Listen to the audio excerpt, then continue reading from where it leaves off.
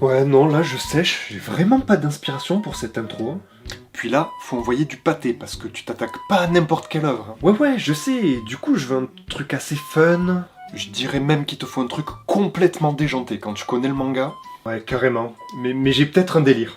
Oui, enfin, ne désorientons pas trop le spectateur non plus. Oh là là, toi et ton balai dans le cul. Ah, toi et la finesse. Une grande histoire d'amour, hein?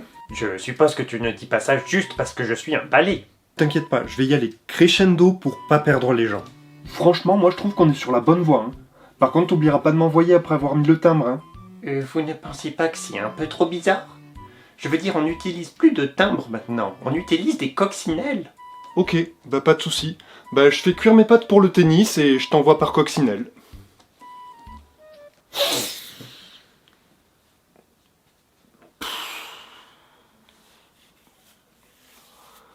Faut vraiment que je la tourne cette vidéo. Bonjour, bonsoir ou bonne nuit à toi petit bibliovore et bienvenue dans cet épisode 6 de la Bibliothèque You. Dans cet épisode, je te présente le manga Dreamland, monstre français dessiné et scénarisé par Renaud Lemaire, édité chez Pika Éditions depuis 2006. Alors mets ton plus beau pyjama et ramène ton coussin le plus douillet pour un voyage onirique au cœur de Dreamland.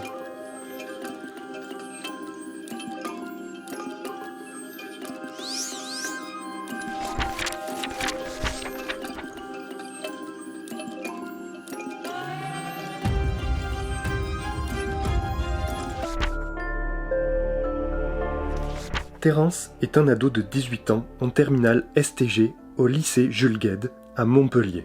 Il a une peur panique du feu depuis le décès de sa mère dans un incendie et fait ce cauchemar récurrent où celle-ci se consume dans un immense brasier.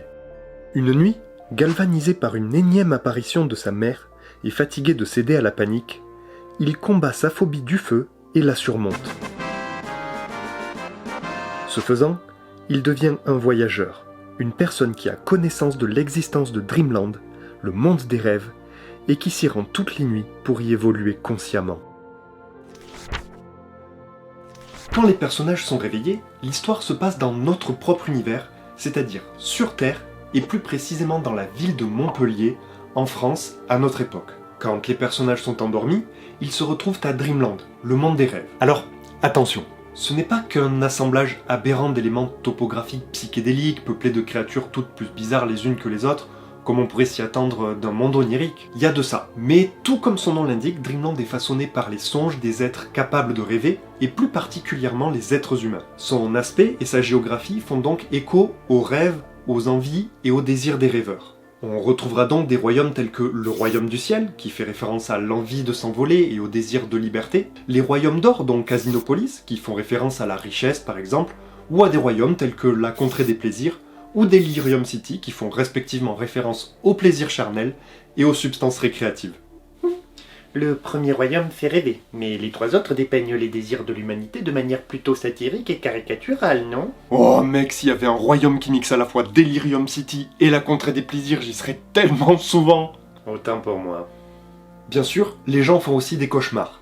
Et les phobies, les peurs et les appréhensions des rêveurs façonnent aussi la carte de Dreamland. Elles ont donné naissance au royaume cauchemar, comme le royaume obscur, en référence à la peur de l'obscurité, le royaume du feu ou encore le royaume des maladies. Et à côté de ça, il y a également des royaumes qui apparaissent et disparaissent régulièrement au gré de l'évolution des peurs et des désirs de l'humanité et qu'on appelle les royaumes éphémères. Dreamland est donc à la fois paradisiaque et féerique, mais aussi terrible et dangereux. Il y a trois types de personnages, les voyageurs, les rêveurs et les esprits de Dreamland. Comme on l'a vu, les voyageurs sont des personnes conscientes de l'existence de Dreamland et qui s'y déplacent intentionnellement. Et là, vous allez me demander...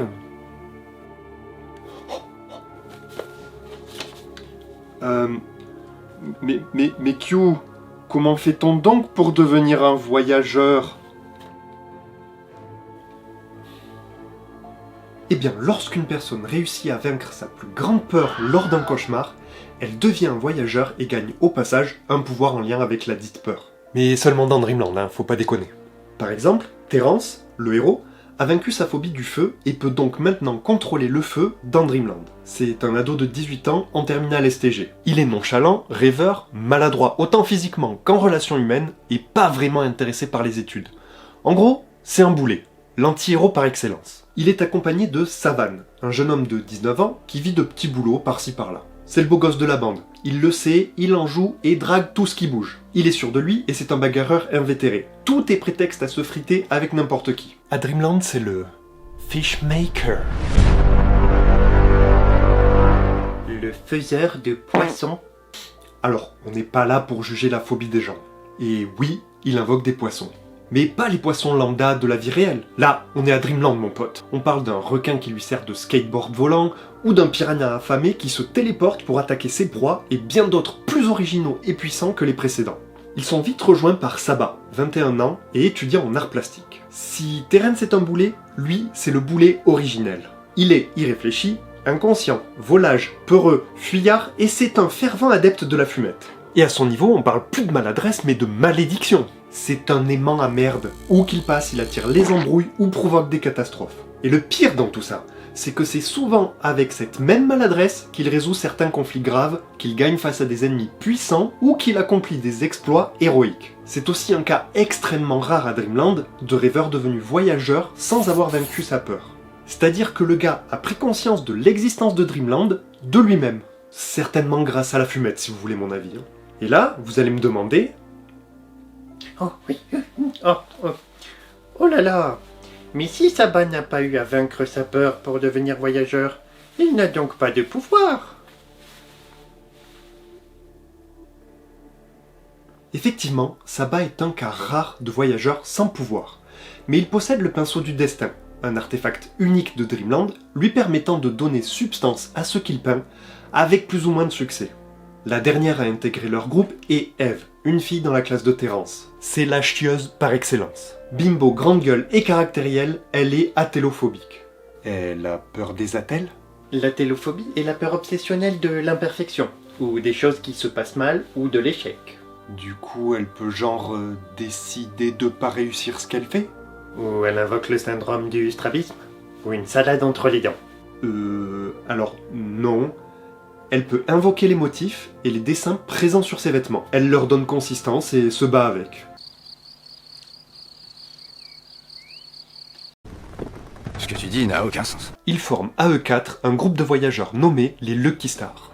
Bien sûr, ce ne sont pas les seuls voyageurs, et l'auteur a créé plein de personnages secondaires, tous plus insolites les uns que les autres, avec différents pouvoirs et des motivations plus ou moins louables. Passons maintenant aux rêveurs. Ce sont les personnes qui rêvent, mais qui évoluent dans Dreamland sans avoir conscience de son existence. La grande majorité des humains visitant Dreamland sont des rêveurs, comme Lydia, une autre camarade de la classe de Terence dont il est amoureux. C'est l'archétype de la fille parfaite. Une élève studieuse, jolie, gentille et attentionnée. On retrouvera beaucoup de rêveurs dans l'entourage de Terence, comme ses amis Manu et Nitti, ou son frère et son père. Enfin, la troisième et dernière catégorie de personnages du manga, les esprits de Dreamland.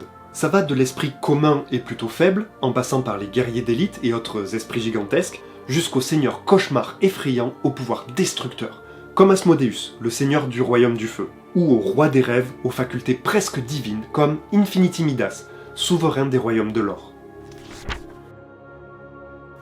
L'histoire tourne autour de deux grands axes. Oui, je sais, il faudrait que j'arrête de faire ce genre de vanne, je sais. L'axe principal est l'évolution de Terence et les Lucky Stars à Dreamland en tant que voyageurs. Après quelques mésaventures et quelques menues péripéties, Terence décide que son but sera de protéger les rêves des gens. Cependant, après avoir été confronté à la dure réalité de Dreamland, et quelques révélations plus tard, ce but va évoluer vers une quête beaucoup plus personnelle. Cela va l'amener, lui et son groupe, à découvrir toujours plus de royaumes des rêves et de royaumes cauchemars, avec chacun leurs propres intrigues. Mais si Terence est un voyageur lorsqu'il est à Dreamland, n'oublions pas que dans la vraie vie, c'est avant tout un ado de 18 ans. Le deuxième axe se concentre sur ce point. Nous revenons de temps en temps dans la vie réelle pour suivre les tribulations de notre héros. En décrochage scolaire complet, nous serons spectateurs de son combat acharné pour obtenir le bac et choisir une orientation professionnelle, de sa bataille au cœur d'un triangle amoureux pour conquérir les faveurs de sa bien-aimée dans un monde impitoyable, rempli de charreaux et où le moindre faux pas est un sujet au quiproquo, de ses premières déceptions amoureuses et ses premières expériences sexuelles, de ses joies, ses peines et comment il fait face au deuil de sa mère.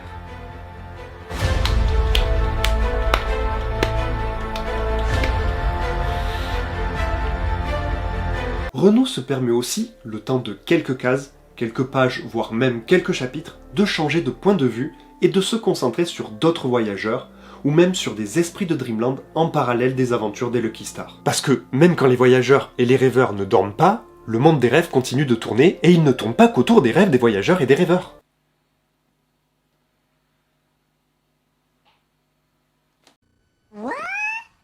Dreamland continue d'évoluer quand les humains sont éveillés et l'histoire se focalise par moments sur les événements intrinsèques au monde des rêves. Renaud Lemaire fait partie de ces dessinateurs avec un style reconnaissable immédiatement. Son style est largement inspiré par One Piece et Dragon Ball, avec une touche à la française. Ouais, je me déteste aussi quand je dis ça, ça veut tout et rien dire à la fois. La French Touch. Quand je dis ça, je veux dire qu'on sent aussi que son trait est influencé par la BD belge.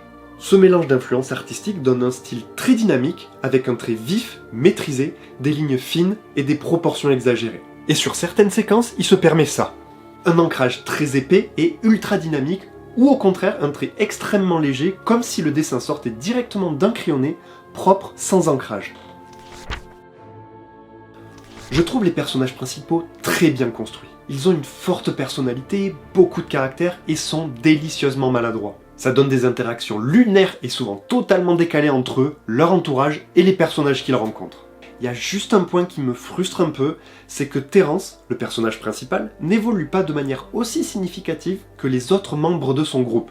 Il n'apprend pas assez de ses erreurs et il est un peu à la traîne. Notamment au niveau de son pouvoir, dont la puissance grandit de manière exponentielle, mais dont la maîtrise reste assez aléatoire. Du côté des personnages secondaires, on est clairement gâté. Il y en a beaucoup, méchants ou gentils, ils sont tous très différents les uns des autres, avec tout autant de nuances, des chara-design hauts en couleurs, ils sont bien construits et certains ont le droit à un background qui leur donne plus de profondeur. En ce qui concerne l'histoire, elle est caractérisée par une énorme dose d'humour scatophile, potache ou décalé. Tu te demandes toujours quelles conneries vont encore inventer nos héros, et t'es jamais prêt pour la réponse. Tu crois avoir atteint le summum de la bêtise, mais l'auteur te rappelle qu'il existe bien plus débile que ce à quoi tu peux penser. Là est mon autre légère frustration, c'est que certains faits importants sont accomplis grâce à la maladresse et la chance de nos héros, et certains antagonistes ultra puissants finissent par perdre de leur crédibilité en étant vaincus de manière totalement loufoque. Mais si l'humour est omniprésent, le manga possède aussi son lot de combats cataclysmiques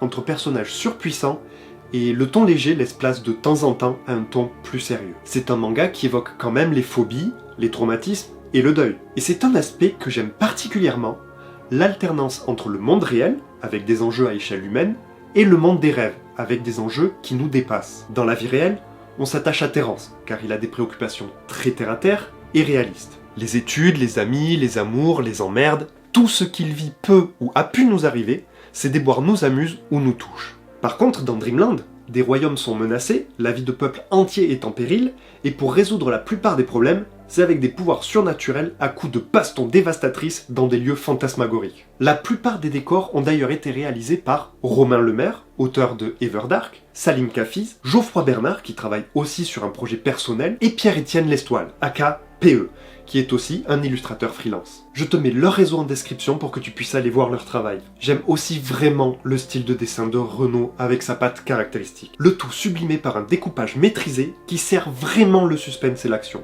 Et que ce soit au niveau du dessin ou du découpage, on voit une grosse évolution par rapport à ses débuts. Renaud a d'ailleurs décidé de remasteriser les premiers tomes afin de remettre à niveau leur dessin, leur découpage et aussi rajouter quelques cases et de la couleur en début de tome, tout ça pour homogénéiser l'ensemble de son œuvre. Tu l'auras compris, j'ai un affect particulier pour ce manga. Il fait partie de ces livres où je suis tellement pris par la lecture que j'ai du mal à m'arrêter. Je ne peux que t'en recommander la lecture. Je t'invite à cliquer sur le pouce en l'air si la vidéo t'a plu. C'est rapide, facile, indolore et ça aide la vidéo à se démarquer. Je suis aussi très curieux d'avoir ton avis. Si tu découvres l'œuvre au travers de ma vidéo, qu'est-ce que tu en as pensé ? Et si tu es déjà un lecteur de Dreamland, dis-moi quel est ton rapport au manga, qui est ton personnage préféré ou ce que tu as pensé des remasters. Moi par exemple, à l'annonce des remasters, j'étais dubitatif, je n'en comprenais pas l'intérêt et j'étais surtout extrêmement frustré de l'attente potentielle que ça induisait pour avoir la suite de l'histoire. J'avoue que j'étais presque en colère, du coup tu sais ce que j'ai fait ? Tu as boycotté les tomes remasterisés. Bah non, je les ai tous achetés, évidemment. Maintenant que je les ai lus, je peux dire que c'est une masterclass. Je dirais même une remasterclass. Ouais, si, elle est bien quand même. Si le contenu de la chaîne te plaît et que tu aimes découvrir différentes lectures, abonne-toi, c'est gratuit. Et n'oublie pas d'activer la cloche sur toutes les notifications pour voir quand je sors une vidéo. Enfin, partage-la sur tes réseaux pour lui donner plus de visibilité. Ce serait le rêve. Le rêve. Par rapport à Dreamland.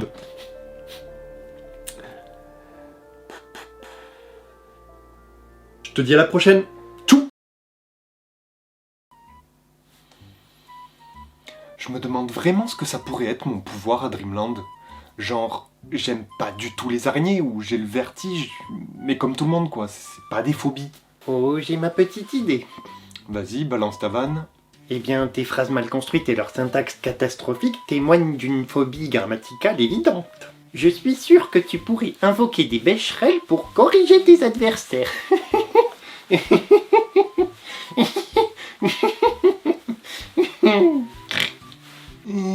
Très drôle. Hein. Je pourrais surtout faire apparaître des casques anti-bruit pour plus avoir à entendre ton rire chelou. C'est ça ma vraie phobie en fait. Attends, c'est l'hôpital qui se fout de la charité. Non, mais le foutage du gueule, quoi, genre ma voix. Ma voix? Qu'est-ce que... Ma voix? Et ce n'est pas parce que tu as une mauvaise vue que tu es obligé d'avoir une coupe de cheveux déplorable. Pardon? De quoi? Bon. Désolé, d'habitude je n'aime pas tacler sur le physique. C'est méchant et trop facile. Mais tant qu'à y être, faire du sport ne te ferait pas de mal. Mais je ne te permets pas.